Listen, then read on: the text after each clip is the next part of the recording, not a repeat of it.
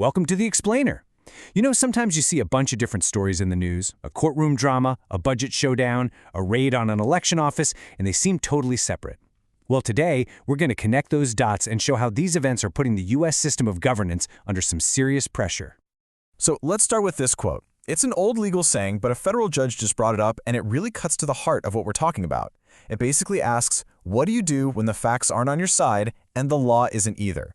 This idea perfectly frames the conflict we're about to dig into. All right, so what kicked this whole thing off? It was a single decision by the Secretary of Homeland Security to end a program called Temporary Protected Status, or TPS. And as you'll see, that one move set off a major chain reaction.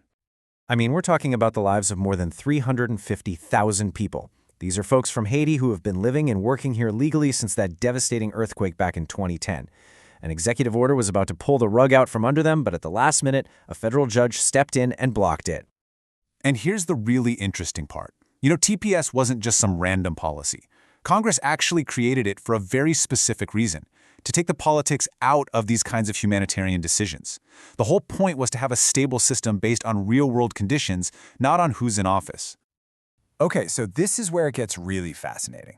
The judge didn't just look at the legal paperwork. They went right at the huge gap between the administration's public statements and, well, the actual facts about the people involved. And this was the official reasoning. This quote is from a public post by the Secretary of Homeland Security. The language is pretty stark. It's painting a very specific picture of immigrants as a threat. But when the court actually looked at the people involved, the ones who are suing to stop this, the reality was completely different. We're not talking about killers and leeches.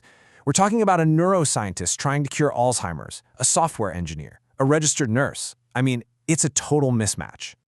And it's not just anecdotes, right? The numbers back it up big time. The court found that Haitian TPS holders have a workforce participation rate of almost 95%. That's one of the highest for any group in the entire country. It completely flips the script on the idea that they're a drain on society. And it's not just that they're working. Look at what they're contributing. The judge pointed out what the administration seems to have just ignored. We're talking $1.3 billion in taxes every year, and they're generating $3.4 billion in economic activity. These are people filling jobs that we desperately need filled.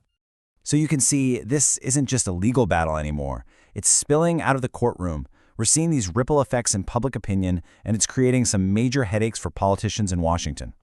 Take a look at this. A recent Fox News poll is showing something that has pollsters' eyebrows raised. When people were asked who they'd vote for in Congress, Democrats hit 52%. That's the highest number either party has ever gotten in this poll. This is what's called wave territory. It suggests a major political backlash might be on the horizon. And at the exact same time, you've got these incredibly emotional events happening, like this congressional forum on alleged ICE violence. It's really turning up the heat. No Republicans showed up, but Democrats heard these just gut-wrenching stories from American citizens, people who say they were shot or wrongly locked up or had family members killed by federal agents. So all that public anger, it's not just talk. It's having real political consequences. In a pretty huge move, Congress basically said no to a full budget for the Department of Homeland Security. That's the agency in charge of ICE. They only gave them 2 weeks of funding. It's like they're holding the department's allowance, forcing a massive negotiation about how it operates. All right, so we've seen the fight in the courts and in Congress. But now the battle is moving to a new front, the actual nuts and bolts of the election system. And this is where some really fundamental constitutional questions are starting to pop up. Okay, get this. There was a recent FBI raid on an election office in Georgia, and the chain of events was, well, bizarre. First, the director of national intelligence was there on site. That's weird because their job has nothing to do with domestic law enforcement. But then it gets stranger. She gets on her personal cell phone and patches the FBI agents through directly to the president. That is not how things are supposed to work. And this raid, it's not some isolated thing. It's happening at the same time that we're hearing a direct challenge to how we've run elections forever in this country. The Constitution is super clear. States run elections, period. But now, the president is out there publicly telling his party to nationalize voting.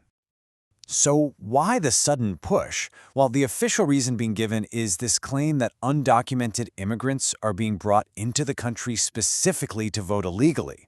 It's a line we've heard before, but now it's being used to justify a complete federal takeover of elections. Okay, let's just pause and connect all these dots. You've got the court challenges, you've got the budget fights in Congress, you've got these strange interventions in state elections. When you put it all together, you start to see a very clear picture.